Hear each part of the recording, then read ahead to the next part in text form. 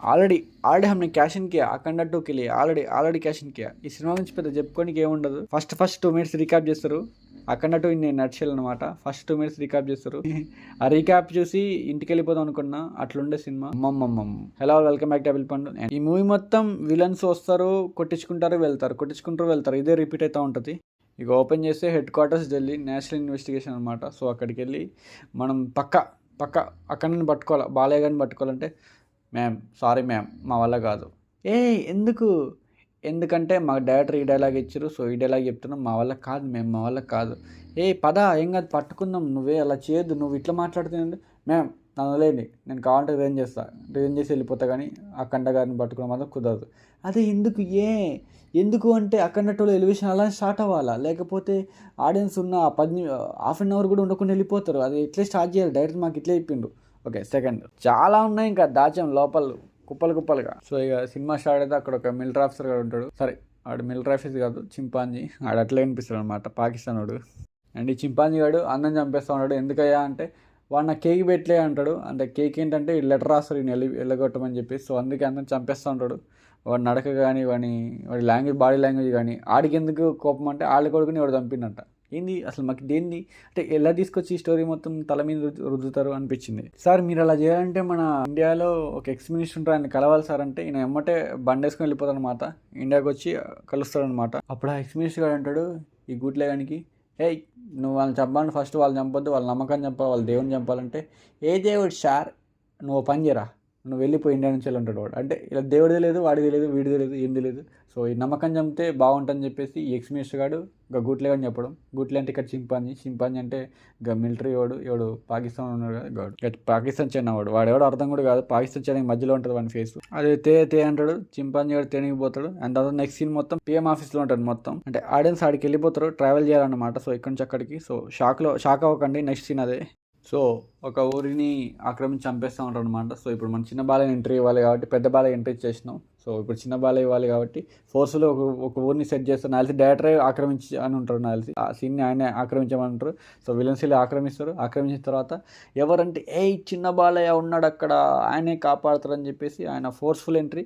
ఇక్కడ gravitation force, Newton's and Einstein అందరు చచ్చిపోతారు. ఎవరు రాడా, just Balayya mass, Boyapati mass అన్నమాట. ఎడ్ల బండ్లు, గాల్లో చక్రాలు, మనుషులు, ఆడియన్స్, డైరెక్టర్, హీరోయిన్, జగం మొత్తం గాల్లో ఎగిరిపోతా ఉంటుంది. అట్లుంటుంది ఆ ఫైట్ సీన్. చాలా ఫోర్స్ఫుల్గా అనిపిస్తుంది. నాకు ఆ సీన్ చూసిన తర్వాత నా బ్రెయిన్ పోయిందన్నమాట, దొబ్బేసింది. ఏం అర్థం కావట్లేదు, ఐఎమ్ కన్ఫ్యూజ్డ్. అండ్ అక్కడ బాలయ్య గారి కూతురు గురించి ఇంట్రొడక్షన్ ఉంటుంది. 17 yearsకి 226 అనమాట ఐక్యూ. రే మరి ఓర్రా రే దేవుడు నోరు ఇచ్చింది కదా, బ్రెయిన్ ఇచ్చింది కదా అని చెప్పి ఎంత పడుతుంది రాసుకొచ్చారు ఐక్యూ. ఈమె సైంటిస్ట్ అనమాట, డిఆర్డిఓ, ఇస్రో నాకు తెలియదు, అది ఏ ఇన్స్టిట్యూట్ కూడా తెలియదు. నాకు తెలిసి రమణ కోచింగ్ ఇన్స్టిట్యూట్ ఏమో, ఇక్కడ ఇన్స్టిట్యూట్ అమీర్పేట ఇన్స్టిట్యూట్ ఏమో అట్లా అనిపించింది. ఐక్యూ 226 ఏంటారు, టూ మచ్ రా. ఆ చదువు బిడ్డ ఐన్స్టీన్ వాళ్ళ పూర్వీకురాలు ఒక డివైస్ కనుక్కుంటారు అనమాట. ఆ డివైస్ మీరు కూడా చూడండి. అసలు ఈ ఐడియా మీకు ఎలా వచ్చిందంటే, రామాయణం చదువు లోపల చైనా వాడు ఎక్స్ మినిస్టర్ ఇద్దరు మాట్లాడుకొని మనకు గొట్టంగాడు కావాలరా. సో వాళ్ళతో ఈ సనాతన ధర్మాన్ని క్లోజ్ చేసేసి ఇండియాలో దేవుడి పట్ల భక్తిని తగ్గిద్దామని ప్లాన్ వేస్తారు. సో ఇప్పుడు ఒక ఎంట్రీ ఉంటుంది అనమాట. అబ్బాబు మామూలు ఎంట్రీ కాదు విలన్ది. అండ్ ఇప్పుడు విలన్ ఎంటర్ అవుతాడు, ఆయనకి పిఎంఓ ఉంటుంది. సో దానికి ఎట్లా పడితే అట్లా పని చేస్తాడు, ఏం చేస్తాడు ఆడికి తెలియదు, డైరెక్ట్ తెలియదు, మన తెలియదు, ఎవడికి తెలియదు. ఆడి బాధ ఏంటంటే ఆడిది పిఎం కావాలి, ఆడి డాడీ పిఎం కావాలి, ఎవడి పిఎం కావాలన్నమాట. సో ఆ పిఎం కాకపోతే నాకు కాళ్ళ మన్నదా అంటూ ఉంటాడు. సో ఈయన పిఎం ఏంటంటే నువ్వు ఏం చేసినా అసలు నువ్వు పిఎం కాలేవరని వీడు. ఇప్పుడు చదువుబిడ్డ ఉంటుంది అనమాట. చదువుబిడ్డతో కూడా వాళ్ళ ప్రొఫెసర్ కూడా ఉంటుంది, అది హైలైట్ అనమాట. సో ఈమె కలిసి ఫ్రెండ్షిప్ చేస్తూ ఉంటారు.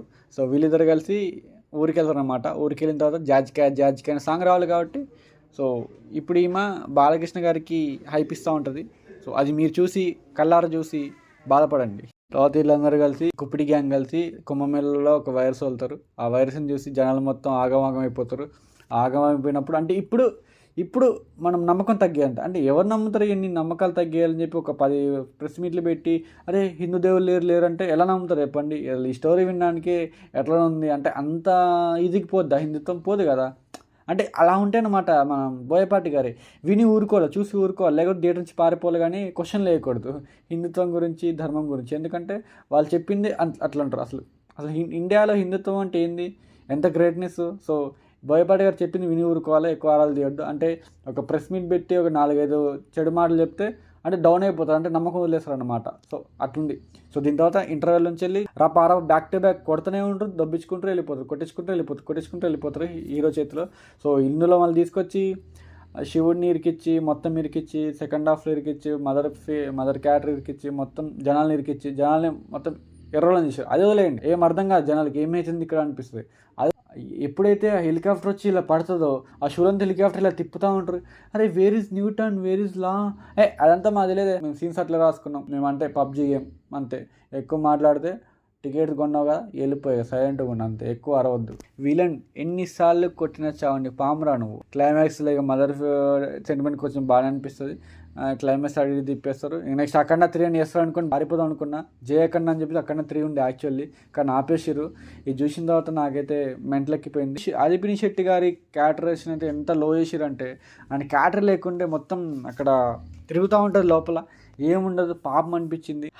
ఏం చేస్తాం, బోయపాటి మాస్ అంతా ఆల్రెడీ క్యాషన్ కియా ఈ సినిమా మీరు దూరం పెట్టండి. ఈ సినిమాని నేను థియేటర్లు చూసి చాలా బాధపడ్డాను అనమాట. జాజి క్యాస్ అని తప్పించి మూవీలో పెద్దగా ఏం లేకుండే. అండ్ హిందుత్వాన్ని ఎట్లా తగ్గించాలి, ఎలా తీయాలని చెప్పి తీసినట్టు అనిపించింది. అంటే వాళ్ళు అనుకోరు, కానీ అంత తొందరగా ఎట్లా పోతే నమ్మకం, 4-5 ప్రెస్ మీట్లు పెడితే నమ్మకం పోద్ది. కరోనా వచ్చినట్టు కుంభమేళాలో వైరస్ కలపడం, వైరస్ ఐక్యూ 226 ఇవి హైలైట్ అన్నమాట మూవీలో. ఏందని క్యారే అని అనిపించింది, పెద్ద ఏముండదు. అండ్ మీకేమనిపించింది కింద కామెంట్ చేయండి. అఖండ 2 ఇన్ నట్షెల్ అనమాట ఇది. And that's all about this video. Love you all, signing off, bye.